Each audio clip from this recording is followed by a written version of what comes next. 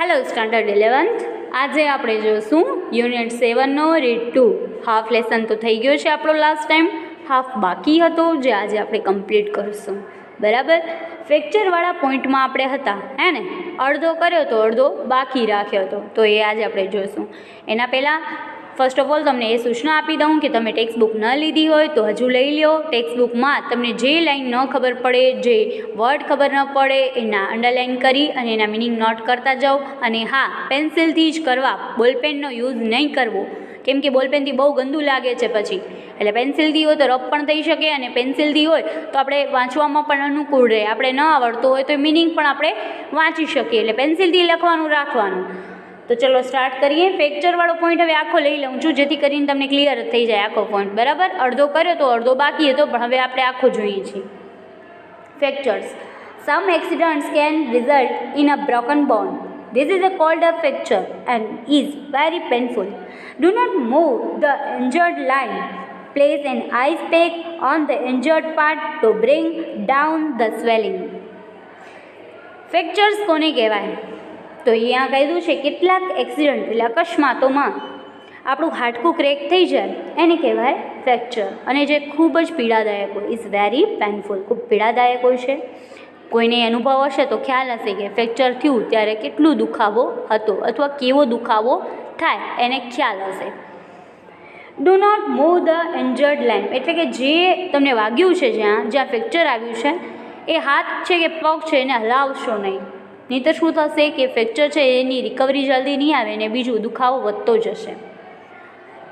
એની જગ્યાએ તમે શું કરો તો કે એ જે હાથ કે પગ જેમાં પણ ફ્રેક્ચર આવ્યું છે એ જગ્યાએ તમે આઈસ પેક એટલે કે બરફનો ગાંગડો, બરફનો ટુકડો જે છે એ રાખો અને મુલાયમ હાથે એને ફેરવો એની ઉપર. એનાથી શું થશે તો કે સોજો જે છે ઓછો થઈ જશે.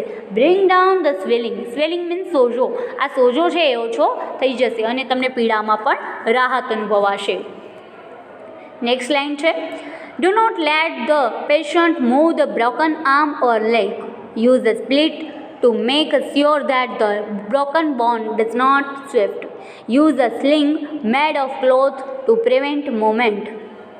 હવે કહે છે કે જે પેશન્ટ છે એને જેનો પગ કે હાથમાં જેને ક્રેક થયું છે એને ચલાવશો નહીં. મૂવ એટલે એને છે એ કોઈ હલનચલન એમાં નહીં કરવો. આગળ જે આવ્યું હોય કે એને વધારે પડતી જો મૂવમેન્ટ થશે તો રિકવરી નહીં આવે અને દુખાવો વધતો જશે અને સોજો પણ વધતો જશે, તો આવું ન કરો.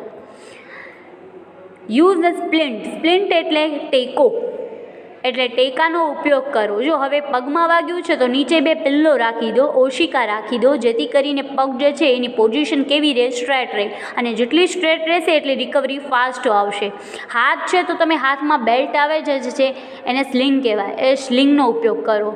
કપડાનો કીધું છે use a splint made of cloth to prevent movement. જે પ્રિવેન્ટ મીન્સ અટકાવે છે, મુવમેન્ટ મીન્સ ચળવળ, હલનચલન છે એ આપણી અટકાવે છે. તો આવી સ્લિંગ એટલે કે આપણે ઘણીવાર હાથમાં આવ્યું તો ઘણાને જોયું હોય કે નેકથી કેવો એ પટ્ટો બાંધેલો હોય અને હાથ જેમ સ્થિર રહે એના માટે એ કરેલું હોય.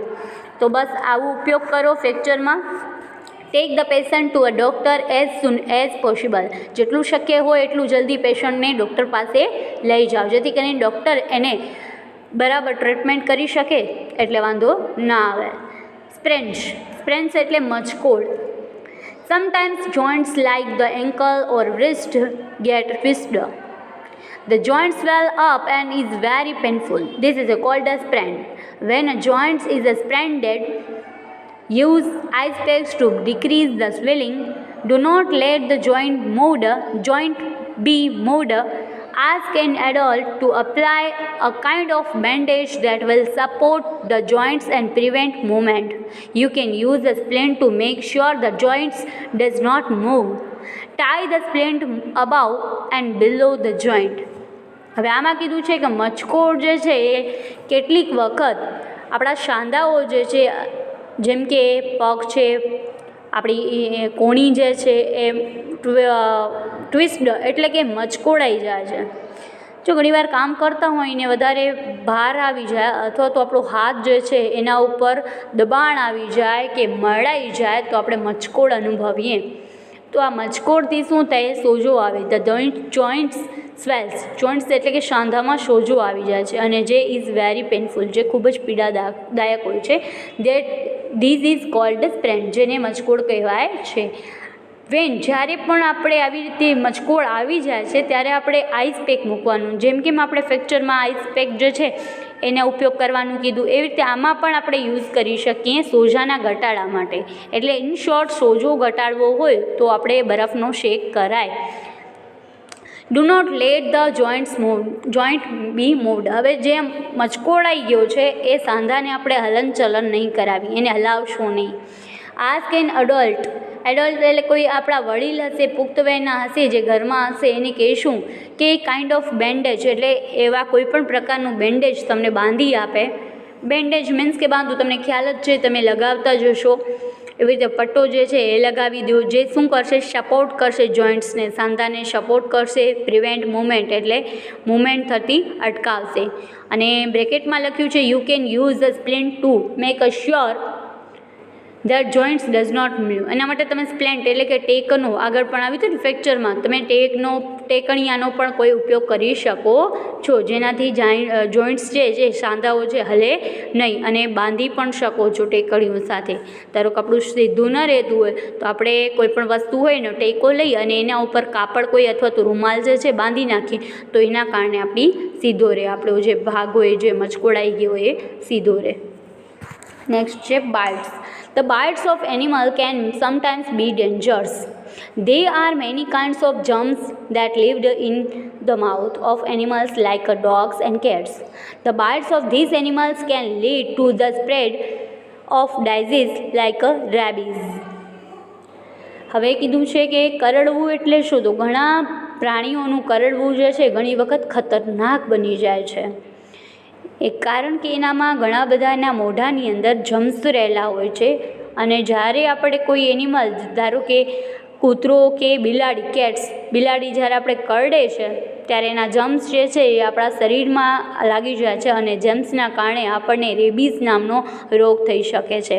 રેબીઝ એટલે હડકવા. તમે ઘણાના મોઢે સાંભળ્યું હશે કે કૂતરું કરડે ત્યારે કહેતા હોય છે કે ઇન્જેક્શન લઈ લો અથવા નહીંતર હડકવા ઉપડશે. તો આ હડકવાને કહેવાય રેબીઝ. તો હવે એવું થાય કોઈ સાથે અથવા આપણા સાથે એવી કોઈ ઘટના બને, ન જ બને પણ જો બને તો શું કરવું, તો કે wash the wound well with a soap and water. Take the patient to the doctor immediately. The doctor will give some injection to prevent rabies. પહેલાં તો એ ઘા જ્યાં એ બટકું ભર્યું છે, જેણે બાઇટ કર્યું છે, એ ઘાને તમે ફટાફટ સાબુથી અને પાણીથી સરસ મજાની રીતે ધોઈ નાખશો, એટલે અડધા જમ્સ તો એમાં મરી જાય અથવા જમ્સ નીકળી જાય. અને પછી ડૉક્ટર પાસે તરત જ ઇમિડિયેટલી એટલે તરત જ લઈ જાઓ. ડૉક્ટર નક્કી કરશે કે એને શું આપવું, ઇન્જેક્શન આપવું કે મેડિસિન આપવી કે શું આપવું. એટલે એને ઇન્જેક્શન આપશે, પ્રિવેન્ટ એટલે અટકાવવા માટે, રેબીઝ એટલે આપણે પહેલાં ડૉક્ટર પાસે જેમ બને એમ જલ્દી લઈ જઈશું. એના પહેલાં આપણે શું કરશું ફર્સ્ટ એડ તરીકે, તો કે એને સાબુ અને પાણીથી ધોઈ નાખશું. Most of the snakes in Gujarat are non poisons. In case of venomous snakes bite, do not allow the victim to move as this will speed up the spread of the venom through the body. Let the patient lie down in a such way that a bitten part is well below the level part of the heart. Tie a belt or a cloth strip just about the bite to stop the venom from spreading. Take the patient to the doctor immediately. હવે કે મોટાભાગના ગુજરાતની અંદર સાપો જે છે એ non poison એટલે કે ઝેર વગરના છે, પરંતુ જો ઝેરવાળો કોઈ સાપ આપણને કરડે તો શું કરવું, તો કે do not move as this will speed up the spread of the venom through the body. ત્યારે જ્યારે પણ વિક્ટિમ એટલે ભોગ બન્યો છે, જે વ્યક્તિને કરડ્યું છે કોઈ કૂતરું કે બિલાડું, એ વ્યક્તિને તમે જવા ક્યાંય પણ ન દો, એને હલનચલન કરવાની ના પાડો. એનાથી શું થશે કે જે ઝેર છે, વિનમ એટલે ઝેર, વિનમ જે છે ઝેર એ આખી બોડીમાં ફટાફટ ફેલાઈ જશે. એટલે પહેલે તો એને સુવડાવી દો. લેટ ધ પેશન્ટ લાઈ ડાઉન ઇન અ સચ વે, અને એવી રીતે એને સુવડાવો કે જે એનું હાર્ટનું લેવલ એટલે કે જે આપણું હૃદય છે એનાથી નીચે ભાગ આવે, એનો બીટન પાર્ટ એટલે કે જ્યાં કડ્યું છે એ ભાગ નીચે આવે, હાર્ટના લેવલથી નીચે આવે. તો એવી રીતે એને સુવડાવ્યો. પછી શું કરો તો ટાઈટ અ બેલ્ટ ઓર અ ક્લોથ સ્ટ્રીપ. સ્ટ્રીપ એટલે પટ્ટી, કપડાની કે રૂમાલની કે જે પણ તમારી પાસે અવેલેબલ હોય, કાંઈ ન હોય તો હેન્કરચીફ એટલે કે તમારો રૂમાલ તો હોય જ. એ રૂમાલથી એને એ ભાગે કડ્યું છે ને એનાથી થોડાક ઉપર તમે એકદમ ટાઈટ એને બાંધી નાખો, જેથી કરીને શું થશે, to stop the venom from spreading, જેથી કરીને ઝેર ફેલાતું અટકી જશે. Take the patient to the doctor immediately, અને પછી એને ફટાફટ ડૉક્ટર પાસે લઈ જાઓ. એટલે ખબર પડી શું થયું, એટલે શું કરવું ખબર પડી. તો કે જે જ્યાં કડ્યું છે, ધારો કે માની લો પગમાં કડ્યું છે, બરાબર. હવે પગમાં કડ્યું છે તો ગુડાથી નીચે કડ્યું છે તો ગુડાની આગળ થોડીક ઉપર, અને જ્યાં કડ્યું છે થોડોક ઉપર તમે રૂમાલ કે કાંઈ પણ જે છે ફિટ બાંધી નાખો, અને એનાથી ઝેર અટકી જશે. અને પછી એને ડૉક્ટર પાસે લઈ જાઓ, એટલે કમસે કમ જે બીજા ભાગોમાં તો એનું ઝેર નહીં ફેલાય એમ. હવે લાસ્ટ પોઈન્ટ છે નોઝ બેલ્ટ્સ. નોઝ બેલ્ટ્સ એટલે કે નસકોરી ફૂટવી. ઘણાને નસકોરી ફૂટતી હોય, નાના છોકરાઓને, મોટાને પણ ફૂટતી હોય નથી. પણ એ નસકોરી જે છે એ શું છે, અથવા તો કેવી રીતે ફૂટે, એનું શું કારણ, તો જો આમાં કારણ પણ આપ્યા છે. A nose bleed can occur due to an accident, irritation or dryness of the lining of the nose, allergy, cold heat or sometimes stuck in the nose.